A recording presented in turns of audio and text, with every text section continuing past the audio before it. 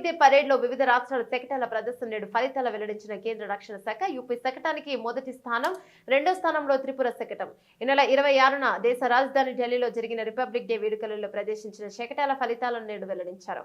ఇందులో ఏపీ ప్రభుత్వ శకటానికి 3వ స్థానం లభించింది. దీనిపై సీఎం చంద్రబాబు స్పందించారు. రిపబ్లిక్ డే పరేడ్ లో ఏటికొప్పాక బొమ్మల కొలువు ఇతివృత్తంతో ప్రదర్శించిన ఆంధ్రప్రదేశ్ రాష్ట్ర శకటానికి 3వ స్థానం రావడంతో సంతోషకరమని పేర్కొన్నారు. రాష్ట్ర ప్రజలకు గర్వకారణమని తెలిపారు. కేంద్ర రక్షణ శాఖ ప్రకటించిన ఈ ఫలితాల్లో ఉత్తరప్రదేశ్ శకటానికి తొలి స్థానం దక్కిందని, త్రిపుర శకటం 2వ స్థానంలో, ఏపీ శకటం 3వ స్థానంలో నుంచి చంద్రబాబు వివరించారు. ఈ సందర్భంగా శకటం రూపకర్తలను రాష్ట్రంగా అధికారులకు ముఖ్య ఏటికొప్పాక బొమ్మలు తయారు చేసే కళాకారులకు అభినందనలు తెలుపుతున్నారని వెల్లడించారు.